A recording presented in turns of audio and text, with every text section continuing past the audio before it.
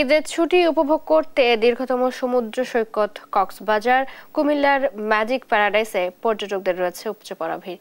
এই বিষয়ে আরো জানাতে আমাদের সাথে কক্সবাজার এবং কুমিল্লা থেকে যুক্ত হচ্ছেন সহকর্মীরা। প্রথমে যাচ্ছি কক্সবাজারে। আব্দুর রহমান, দর্শনার্থীদের ভিড় কেমন দেখছেন জানাবেন।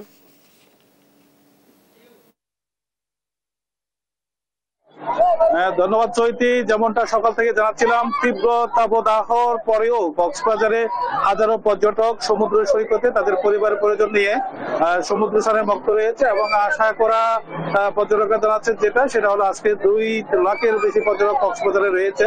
এবং আমি কক্সবাজারের বিভিন্ন পর্যটক এবং ব্যবসায়ীদের সাথে এবং পুলিশ এবং বিচ কর্মীর সাথে কথা বলেছি। তারা আমাদেরকে যেটা জানিয়েছেন, বিশেষ করে বিচ এরিয়াতে পর্যটকরা ঘুরতে এসে তারা নিজের অজান্তে তাদের পরিবার পরিজনের ছোট বাচ্চাদেরকে হারিয়ে ফেলার কয়েকটি দুর্ঘটনা ঘটেছে, আবার অনেকে খুঁজেও পেয়েছে।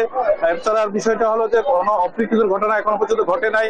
2-1টা হোটেলের অভিযোগ, দাম বেশি নেওয়ার একটা অভিযোগ রয়েছে। সব মিলিয়ে যে বিষয়টা সেটা হলো যে হোটেল মালিক সুবিধা জানিয়েছেন তারা তাদের দিক থেকে সর্বোচ্চ ছাড় দিচ্ছেন, কিন্তু পর্যটকদেরও একটু সহনশীল হওয়া দরকার।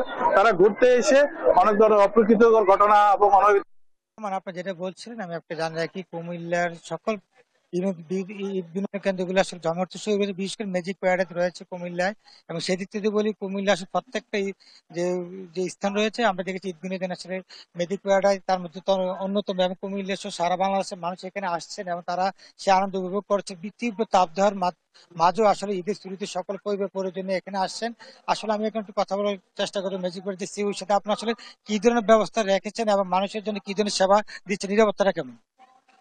Thank you. ম্যাজিক প্যারাডাইস পার্কের পক্ষ থেকে আপনাকে ধন্যবাদ, দেশ টিভিকে ধন্যবাদ। আমাদের নিরাপত্তার ব্যবস্থা তো বরাবরই একটা ভালো নিরাপত্তা থাকে। স্থানীয় প্রশাসন, ট্যুরিজম, পুলিশ থাকে। তো আমাদের নিজস্ব নিরাপত্তা ব্যবস্থাও এবার এনাফ রাখা হয়েছে।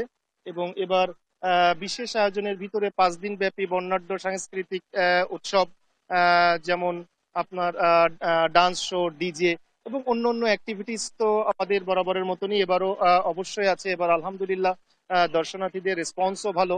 এবং আমাদের যেহেতু আপনি জানেন আমাদের একটা কম্পোজিট পার্ক হওয়ার কারণে আমাদের বিভিন্ন সেগমেন্টে আমরা স্থায়ীভাবে যে বিষয়গুলো করে রেখেছি এটাই বিনোদনের জন্য একটা বিশেষ আকর্ষণ। যেমন আমাদের নতুন সংযোজন গোস্ট প্যারাডাইস, ভূতের স্বর্গ, যেটা দর্শনার্থী অসম্ভব পরিমাণের একটা আনন্দ উপভোগ করছে। এছাড়াও ওয়াটার পার্কের দিকে আমরা এবার আরো বিশেষ নজর রাখছি, যাতে ওয়াটার পার্কটাকে অন্য যে কোনো সময়ের থেকে আরো মোর অ্যান্ড মোর নিরাপদভাবে ভালোভাবে দর্শনার্থী করতে পারে। থ্যাংক ইউ, ধন্যবাদ। যেটা বলছিলেন আসলে তারা অনেক ধরনের সুবিধা রেখেছেন এবং অত্যাধুনিক যে রোভার স্কোয়ার শুরু করে সকল কিছু আসলে সম্পূর্ণ হয়েছে। আপনি দেখতে পাচ্ছেন যে আসলে শিশু বাচ্চা থেকে শুরু করে তার ফ্যামিলি বর্গ রয়েছে, সকলে আসলে ঈদে আনন্দ করছেন কুমিল্লা ম্যাজিক প্যারাডাইজ। এবং সেই সাথে কুমিল্লা সকল বিনোদন কেন্দ্র জমার্থ শুরু করেছে। আমি 2-1 মিনিট কথা বলার চেষ্টা করি। আসলে আপনার কোথা থেকে আসছেন এবং কেমন লাগছে আপনার এই ঈদ বিনোদন, কাকে নিয়ে আসছেন? এই যে আমরা বাইরে মিলে আসছি আজকে ঈদের সময়, ভালো লাগতেছে, অনেক ঘুরতেছি, রাইড করতেছি, ভালো লাগতেছে। জি, অনেক ভালো লাগতেছে, এসে ঈদের দিন অনেক ভালো লাগতেছে। যেটা বলছিলেন আসলে তার পরিবার নিয়ে আসছেন, আসলে আপনি একটু কথা বলে কেমন লাগছে আসলে সকলকে নিয়ে আসছেন? জি আলহামদুলিল্লাহ ভালো লাগছে, আলহামদুলিল্লাহ। যে একটা বাচ্চাদের নিয়ে ঘোরাফেরার জন্য খুব একটা আনন্দদায়ক জায়গা, আলহামদুলিল্লাহ। যেটা বলছেন কুমিল্লার সকল যে বিনোদন কেন্দ্রগুলো আসলে তীব্র তাপ দেওয়ার মাঝেও সকলে এসেছেন এবং স্বস্তি নিঃশ্বাস তারা ফেলছে। তারা বলছেন এত সুন্দর করে ঈদ আনন্দ। এই ছিল কুমিল্লা থেকে সর্বশেষ চৈতি। কক্সবাজার কুমিল্লার পর এবারে যেতে চাচ্ছি সিলেটে। সেখানকার প্রাকৃতিক সৌন্দর্য উপভোগ করতে দর্শনার্থীদের উপচে পড়া ভিড় রয়েছে। কথা বলবো সেখানকার সহকর্মী খালেদ আহমেদের সাথে। খালেদ, জানাবেন দর্শনার্থীদের ভিড় নিয়ে। চৈতি, আপনাকে ধন্যবাদ। আপনি যেমনটি বলছিলেন, আসলে যত দূর চোখ যায় সাদা পাথর, আর মধ্যখানে স্বচ্ছ নীল জল, পাহাড়ে যেন মেঘের আলিঙ্গন, এক অদ্ভুত সৌন্দর্য। সব মিলিয়ে সাদা পাথরে আজকে অসংখ্য পর্যটক এসেছেন। সাদা পাথরের স্বচ্ছ নীল জলের সাথে তারা মিতালি করছেন। আপনি নিশ্চয়ই দেখতে পাচ্ছেন এখানে দেশের বিভিন্ন প্রান্ত থেকে যারা সিলেটে বেড়াতে এসেছেন তারা মূলত সাদা পাথরকে কেন্দ্র করেই সিলেটে এসেছেন। কারণ এই মুহূর্তে আসলে সিলেটের পর্যটন কেন্দ্রগুলোর মধ্যে সাদা পাথরের অবস্থানে শীর্ষে। আপনাকে জানিয়ে রাখি যে এবার সিলেটে অসংখ্য পর্যটক এসেছেন, যারা গতকাল থেকেই আসলে এখানে সাদা পাথরে পর্যটকদের সংখ্যা বেড়েই চলেছে আমরা দেখতে পাচ্ছি। এবং এখানে যারা আছেন তারা জানিয়েছেন যে আগামীকাল আরো বেশি পর্যটক থাকতে পারেন, কারণ আগামীকাল শুক্রবার।